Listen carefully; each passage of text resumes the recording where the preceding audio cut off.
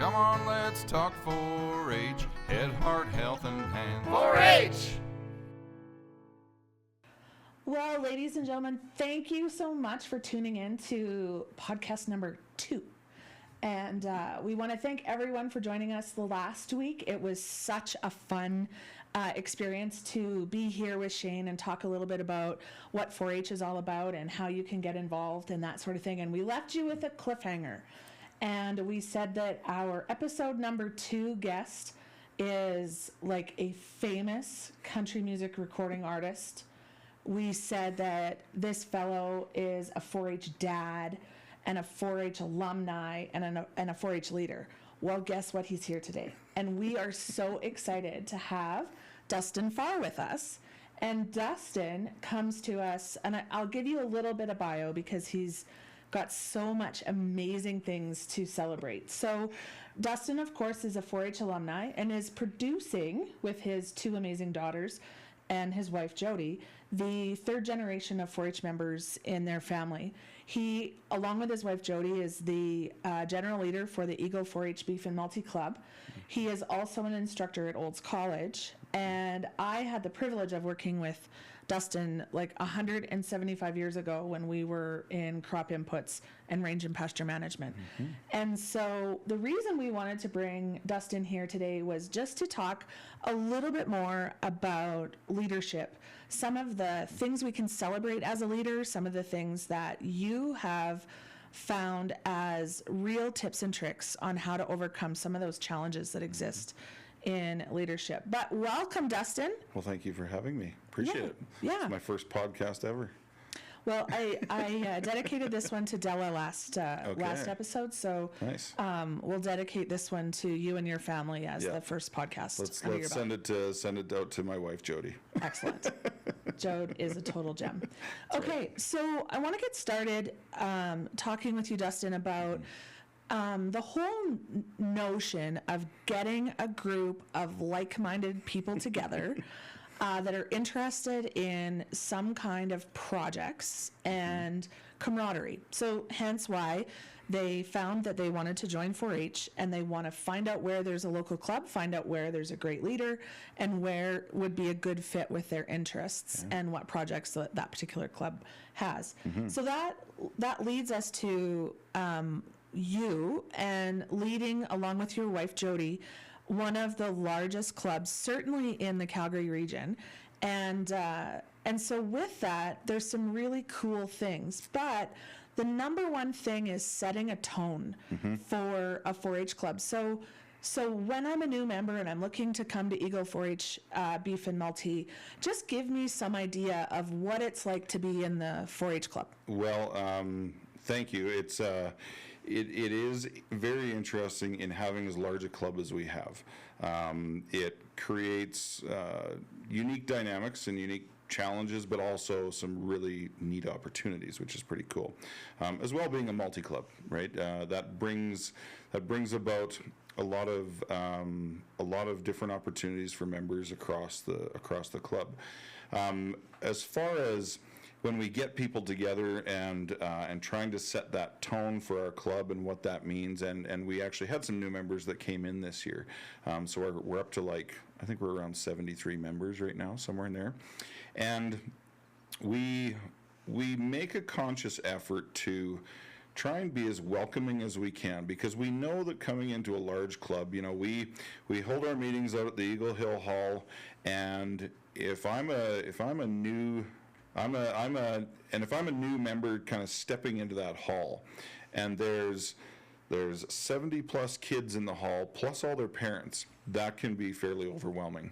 And when we think about our members that are cleavers up to seniors, for those cleavers or those junior members that are 9 and 10 years old, that's pretty intimidating to walk into that room and say, hey, how do I be a part of this? And so we've tried to be as open and inviting as we can and ensure that we provide clarity on what 4-H is all about and why we're there, and the purpose of the 4-H program, right? And just building that that right in the onset when members are interested, so that they get an idea as to kind of what they're getting involved with too, because there is a lot of commitment there, and we know in life these days there's heavy commitments everywhere you go, and 4-H is not immune to that, but at the same time we also know that we can give what we can give, and we want to make sure that our members can understand how we operate and all the opportunities that are there. And even though it may look intimidating, it can still be a whole lot of fun, and you get to meet a whole lot of new people, and you grow your network, right?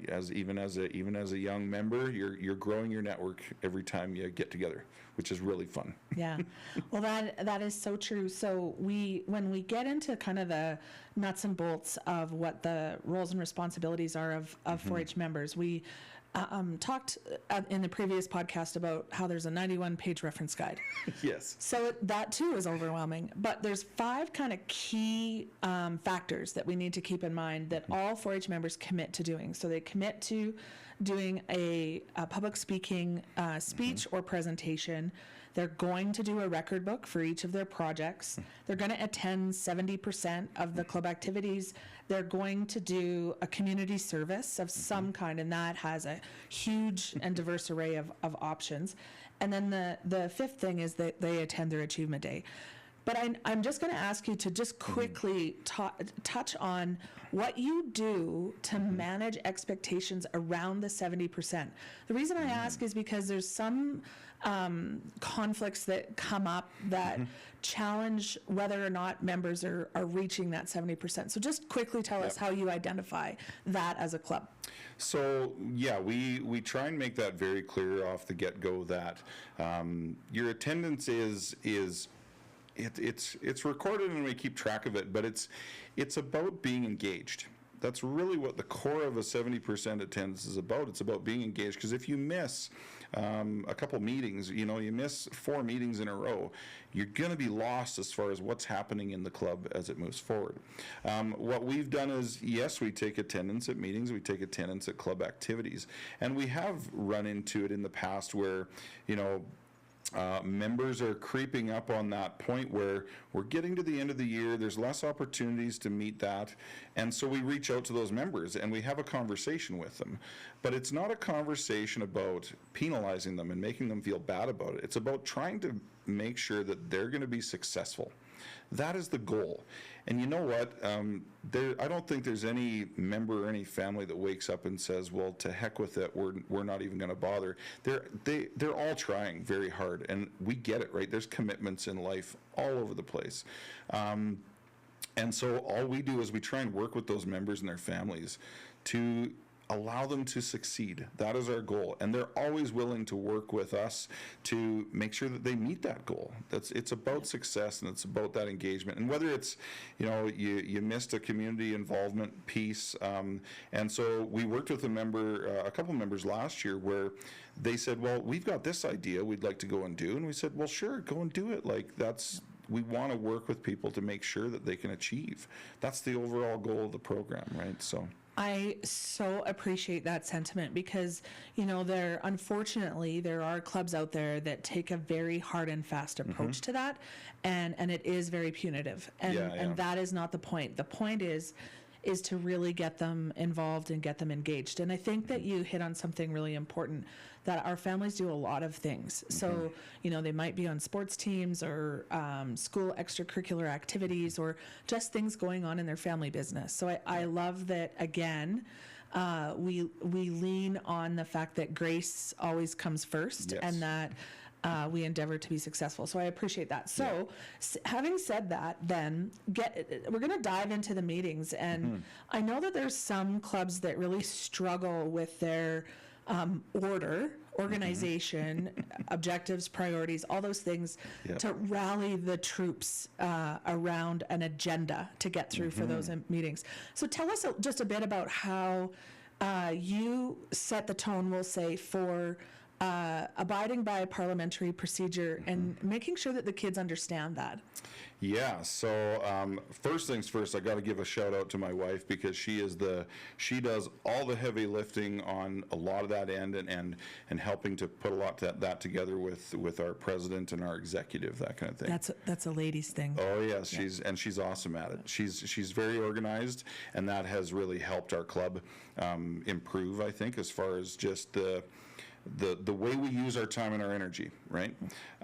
So as far as when it comes to our meetings in our club and trying to lay out an agenda and what does that look like, we're always taking feedback from members, and we had a parent meeting recently where we came up with some new ideas and different things we're going to try. But last year, what we did, the parliamentary procedure and how you run a meeting is important, but it seems really boring to a 9 or 10-year-old, right? And so trying to get them engaged and understanding how a meeting operates, and how you move through different things, whether you're making decisions and making motions and having discussions around those motions, that kind of thing. So a couple things. We do have a parliamentarian that is part of our executive. And so their role is to understand that parliamentary procedure, Robert's rules, right, that we all love and hate sometimes, but that's their job. And if there's a question on, okay, what's the procedure here, that's the role of the parliamentarian. So it's up to them to kind of have a good understanding of that. We got a large club, we have a large agenda pretty much every meeting, it feels like, whether it's committee reports, project reports, new business, old business, all the things.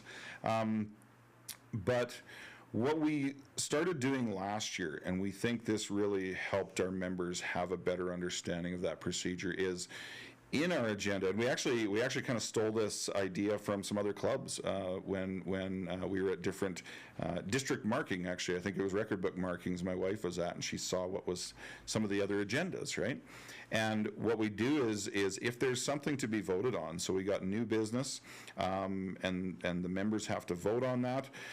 We actually put the line and the statement in there of I move to whatever your motion is, and a seconder. And we put spaces, but we put blank spaces as to who made the motion and who seconded the motion, and then whether it was carried or defeated.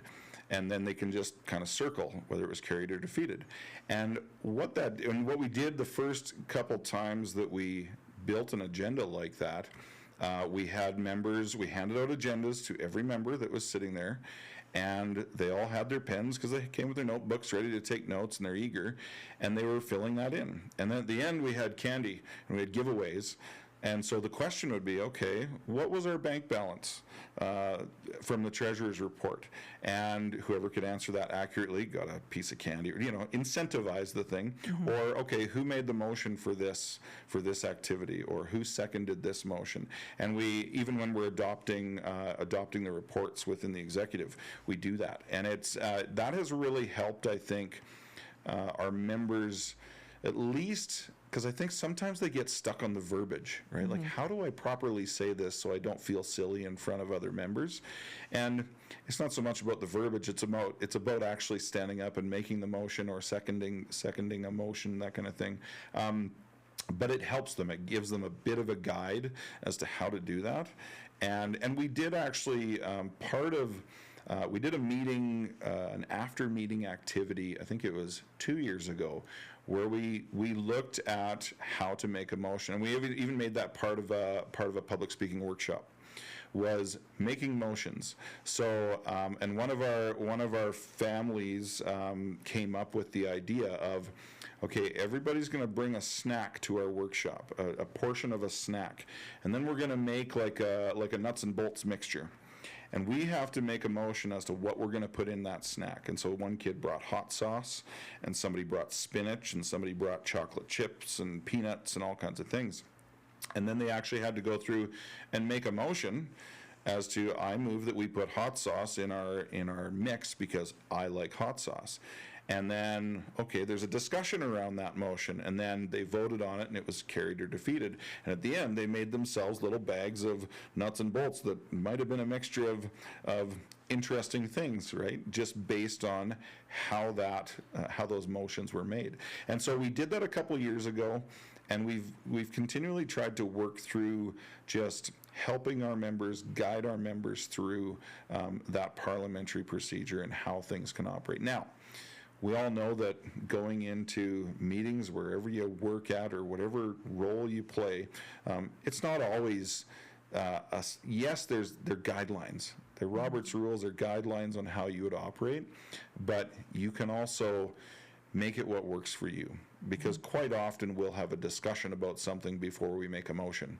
That's technically not the right way of doing it, but at least you're having a discussion, and at least those members are understanding that you need to make a motion, you need to vote on this in order to pass that or to have that applied within your club, that kind of thing. So this is exactly why I love having you on this podcast, because I think that you take things that often are either boring, overwhelming, or just not interesting, and make them interactive. When they're interactive, they're more likely to absorb the information. If they absorb the information, they're more likely to remember it. We hope. Yes. Okay, so now let's flip the narrative a little bit, Dustin, because I heard you talk earlier about parents' meetings. Yep. And I think that when those are done well, they're really productive. People come with wanting to know what the roles and responsibilities are. But I don't want to talk about the good there. I want to talk about how is it that you are facilitating those parent meetings when conflict arises. And I think that that's important to talk about, because what I often hear in incident reports is, well, after a parent meeting, we decided this. And I think that maybe sometimes parent meetings are the best solution to have a grown-up conversation about things, and sometimes they're the worst thing to perpetuate an existing conflict. So just tell us a little bit about how you navigate through hot topics, tough conversations in the context of a parent meeting. Yes, and we all know that you're going to have to have challenging conversations no matter what. You put a group of people together, you got differing personalities, you got a lot of different people in the room that have different ideas, and that's fine. When we know we have to tackle a challenging subject, what we tend to do is we'll put out an agenda for our parent meeting and put those things on the agenda with some questions, right? And these are some of the things that have come up, and we try not to, because I don't think it's beneficial to kind of blindside people with a challenging conversation. People have to be willing to come into that conversation in a mindset that they're ready to talk about it. Now, some people can, some people can't, and that's challenging in and of itself. But what we try to do is facilitate an open conversation and say, you know what, because we do that even as getting feedback as leaders, right? I want to hear the good, the bad, and the ugly, because that's the only way I'm going to get better. Now, it's challenging, and sometimes I know topics can get emotional, and people can bring their emotions to the table. My wife and I, we're probably more logical people. We try to take the emotion out and say, okay, what's the best thing for our members, right? And from a leader's standpoint, that's something that we actually gained from the previous leader of our club was, we have to be the voice for everybody, whether they are 4-Hing the heck out of 4-H or they're just getting by and doing it as a community activity, whatever that is. We are the voice for everybody. And so we have to keep that in our minds whenever those conversations are arising, because you are going to have different personalities in a room that are going to have different ideas, different goals. And I don't think anybody wakes up in the morning and says, how can I mess this up? They all have the right intention. They just maybe come at it in a different way, in their own way. And so it's up to us to try and regulate that conversation. And maybe it's as easy as just repeating what you think you heard in a different way, so that people hear it in a different way too, because there can be unique personalities and there can be conflicts amongst parents and families and all of them, right? So it's trying to keep that in mind and trying to keep that conversation moving forward without stifling the conversation. You know what I mean? Yeah. Yeah. So one of the things that my husband and I talk a lot about, even in relationships. So because we're all in relationships, Yeah. we're friends with a lot of the parents, Yeah. we're colleagues with some, and so on. So we talk about how it's important to listen to understand versus listen to respond. Yes. There's a difference. Yes. There's a big difference. And I I found myself even today talking to a key leader from a particular region, and I was reminding myself that I needed to listen to understand because I wanted to respond, but I needed to understand. So that actually is a great segue because we talk a lot in 4-H about purebred versus commercial, or those that show livestock, those that don't. Yep. And that always comes with emotion. And you referred to that, with talking about parents. And so a number of years ago at Leaders Conference, I did a session on the difference between purebred families and commercial families. Yeah. And I have to tell you, the room was packed because they were really interested to hear what I was going to say. But I put up a slide that had two young men, both in club shirts and blue jeans, showing each a black heifer. And I asked the group, what is the difference? And they couldn't tell me. And I said, that is exactly the point. Yes. So there is no difference. And the kids that want to do this more or at a higher level or more engaging is okay. And we talked in the last podcast about let them. And I want to just get your feedback on the whole notion of competitive versus non-competitive. It brings a lot of emotion, and my take on that is let them at whatever level 4-H members and their families want to play in the 4-H program is really up to them, and no one way is better or worse than the other. So tell us what your philosophy on that is. Yeah, I agree. I mean, to me, the 4-H program is for everybody, right? And when it comes down to market animals, no matter what you're doing, and if you're from a family that has been, long-standing family in a purebred business, there is a part of it that's ingrained in you. That's your family business. That's your livelihood. So there is a different level of commitment to that. And even in 4-H, even though it's not the family sale, or you're heading off to a show, it is a show, and it's a place to develop skills, and that's okay. Now, the challenge comes when you have a family that just they've got commercial animals and they're interested in 4-H, they want to participate, but they're also competing against somebody that's been doing it for many more years and has much more experience than them. And sometimes that can come with emotion as well, right? They feel like, well, I'm never going to win anything or whatever it is. But at the end of the day, I think you have to reframe it and say, yes, you're in this club with these families that are at a high level, showing across provinces, across Canada, into wherever. Think about the wealth of knowledge that's there that you can learn from them too. And competition is not a bad thing. Healthy competition is a good thing because it makes you step up your game, whether you realize it or not. And I'll tell you a funny story. And I learned this back in grade 12, actually. So we took Phys Ed 30, right? And that was what we did. And I am not much of a golfer. So I used to work in ag retail. I golfed with farmers all the time, but I was never much of a golfer. Just let it be known I suck at that. Hey, there you go. Yeah. I actually sold my golf clubs and bought a shotgun because they're more fun. Oh, I would too. Yeah. But when I was in grade 12, I had a couple friends that were avid golfers. They golfed all the time. And we would, in Phys Ed 30, we had 2 hours in the afternoon where we went out for 2 weeks in a row that we went out and we golfed every day for Phys Ed 30. And my friends would go an hour early and we'd do extra. And I wanted to hang out with my friends.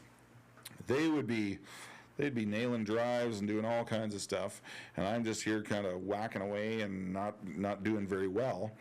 But after that 2 weeks of playing with those guys and playing with my friends, picking up little things here and there, I actually became a relatively decent golfer after that 2 weeks. Now, after that, it just tapered off and went downhill. But the lesson that I learned from that was, yes, it was a healthy level of competition because I had to do better to keep up to them.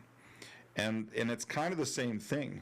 If you've got people that are at another level than where you're currently at, there's always going to be somebody that's at another level from you, right? Regardless of what you're doing. But you can either look at that and say, well, woe is me. How am I ever going to get there? Or you can say, okay, what are they doing? What can I learn from them? And how do I get there? And they're going to continue to grow. That's how they got there too. Right? They learned from that as well. So that's that healthy level of competition that can help people. But it's a matter of reframing how you view it, I think. And that's what we try to do is, as leaders, your goal is to try and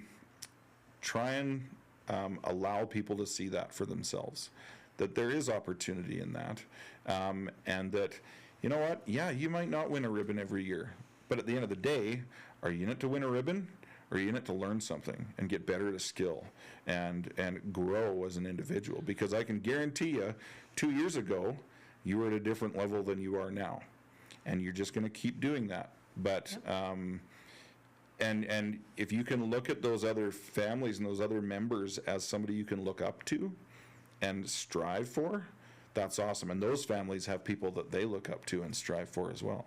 So I remember, I love that sentiment, Dustin. I remember there was a family in the Eagle Club back in the early 2000s, and they had 4 kids.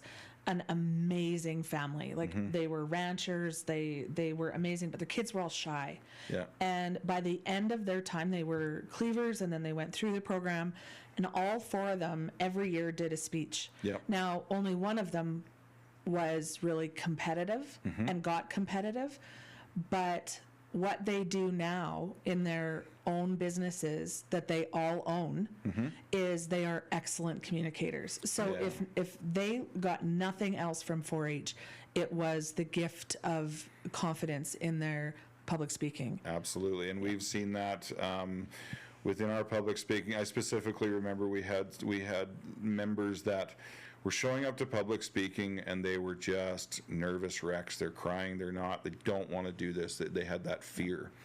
And we worked with them to get them up and encourage them. And now they can stand in front of that club at club level or whatever level they get to, and they have that confidence. But it takes going through it to build resilience to it.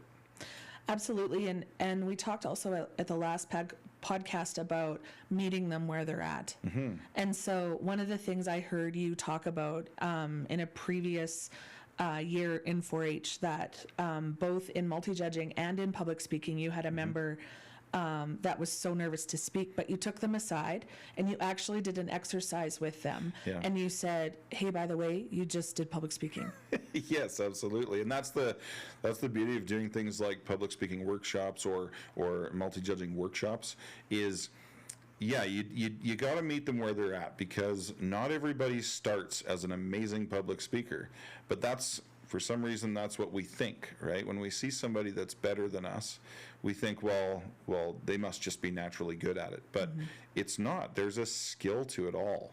And you hone your skills, and you choose which skills you hone over the course of your life. And to me, communication, public speaking, that is one of the most important things that we do within the 4-H program. And that's why I love seeing that it is open and available to more and more people, regardless if you come from an ag background and you're showing animals. If you can go through that program, just to learn how to be a communicator, it's you've gotten as much value out of it as anybody else. Well, and that's the profile that comes with it too. Yep. Is that 4-H members are good speakers and responsible Yes. in that presentation.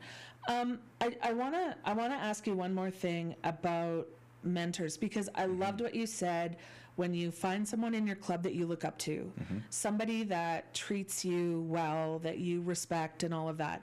And how important that is. So changing the narrative on some of those folks that maybe are competing at another level, and consider them mentors. And with that comes a very high level of responsibility for them to lead by example.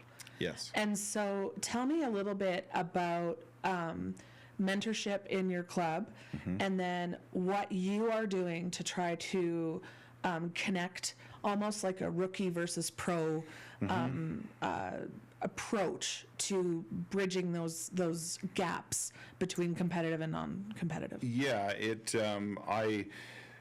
when we look at the different levels that people are at in a club, that kind of thing, and the idea of mentorship, I agree, it does come with a responsibility that you're leading by example, right? And that's we try to do that as far as leading by example, from a leadership standpoint, and understanding that we're the ones that have to keep level heads, and we're the ones that have to ensure that we're the voice of everybody, regardless of project or age or whatever it is in our club, or skill level, right?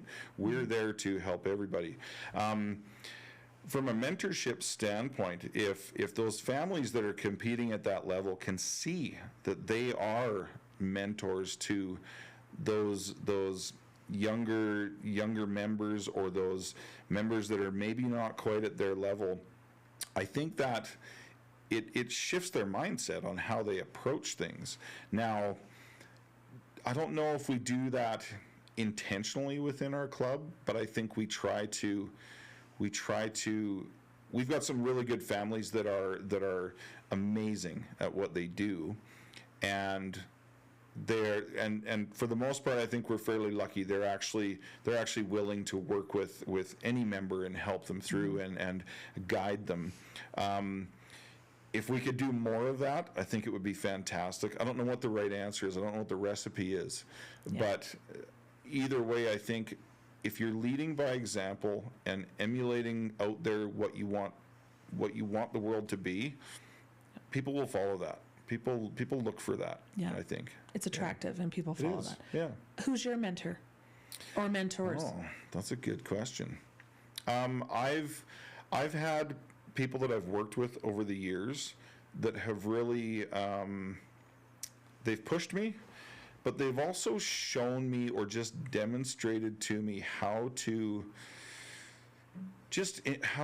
respond to things, and things that are within your control, things that are not within your control, how to navigate that a little bit. I've had employers or supervisors. I've got a couple people that I work with right now that I look up to them, and I see how they handle situations, and then I learn from that. And that to me is mentorship, right? Whether they know it or not, whether they know I'm looking or not. Yeah. And that's the other piece is, you never know when somebody's watching you and how you respond to something. And so that's really important when it comes to our younger members. They are sponges. They're taking it all in. It's really important. And so that was kind of where I wanted to land as a finale to our conversation, Dustin, because they're always watching. And I have talked about that at all of the regional meetings that I've been to, and different conversations with families and executive members and stuff, to say that as parents and as leaders and as members, we're being watched all the time, and we need to lead by example, because that is laying the pathway down for elevating why 4-H is such a strong personal development program. And so I mentioned this a fair little bit about leading by example, and I think that it is so incredibly important. And it's also really good to remind parents that at Achievement Day, when there might be some tension, that the kids are watching them, and are you okay with this behavior? That's and right. It's a really important thing to remind our people about. Yep. I have to tell you that I have a ton of mentors, because there's a lot of folks that just like you said, that we've worked with, that our family, that are friends, and so on. But one of the things that I really admire about you is that you're so level in logic, as you mentioned before, and just wickedly funny. But I love how calm, like everything around you is so calm. We never see your kids escalate, and maybe they do at home. Absolutely. Yeah, the stories we hear at public speaking. That's right. But you're just so calm, and I think that, if there was leaders out there that wanted to reach out to somebody that has a really good grasp on the importance of 4-H, the value of 4-H, and the legacy of 4-H, that you're a really excellent resource for that, because you bleed green like a lot of us do, and I really appreciate that. So what's your one last question, Dustin? But what is your most proud moment or achievement that you've had in 4-H as a career, whether it's as a member, as a parent, as a leader? What's the thing that shines as a guiding light for you? For me, I think since we've moved into a leadership role, last year was our first year doing it, watching young members just grow and just seeing their personalities start to shine wherever that's at, right? We've got younger members that have really come out of their shell, and now they're leading activities and they're doing stuff, whereas before they were very shy and reserved. And seeing that happen, watching that happen, I know there's a lot of work behind the scenes with parents that are pushing on their kids, and we hope that we can guide them out of their shells a little bit too. But we've also got senior members that are, they're focused on their own projects, but they're also wanting to go and help more people.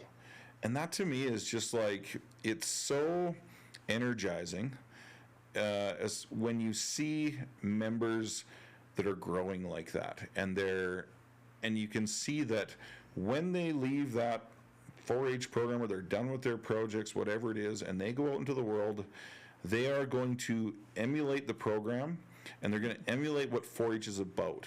And they're going to have that resilience when they go into the world, and they can face challenges, and they can do that, and they're going to be active members in their community. They're going to be good at whatever they do, because they have the drive, and they've gained some skill set to be able to do that. And just watching those members grow over time, over the years, is really, it's energizing, right? It keeps you going on those days when there's tough days, right? And I appreciate your comments. I have my bad days, and I have days where I'd prefer not to talk to anybody or do anything, but it's about overcoming that and saying, okay, what is this really about? Is it about me, or is it about everybody else? And why are we here? What are we doing this for? And then when you get to see those kids and those members just grow and become themselves, and yeah, that's so rewarding. It is. I don't think that there's a more eloquent way to say the benefits of 4-H. So I really appreciate that, and I appreciate that it's for a greater good. Yep. I appreciate that we're seeing the next generation of parents. Can you believe 35 years ago that we'd be sitting in these very chairs? No, not at all. No. 4-H on parade 35 years ago. Oh, yeah, absolutely. It was a blast. A blast. Selections. Yep. All the things. Yep. Water fights. Yeah, bed races. Yeah. Lip sync. Lip sync, yes. I'm just saying that Eagle Beef kicked Crossfield Madden's butt skis every year. Actually, I think Balzac did pretty good, too. To heck with Balzac. Who's Balzac? Anyway, folks, we are so excited to have Dustin here as a 4-H leader, as a dad, as a volunteer. Dustin is just such a great guy, and we're so happy to have shared some of the tips and tricks that he brings to the table as a leader of the Eagle 4-H Beef and Multi Club, which is my old club as well. And we're just so appreciative. And Dustin, little shout out to you as a recording artist. I kind of have like a girl crush. Jody's aware of this. But every time that you sing, it is just wonderful. And you've done a lot of benefit things, a lot of fundraisers. And if there's anybody out there that's looking for the best time, Dustin is that guy. He sings like, I'm going to say he's like George, the next best thing to George Strait. So with that, thanks for joining us, and we hope to see you soon, and keep on 4-H'ing. Come on, let's talk 4-H, head, heart, health, and hands. 4-H!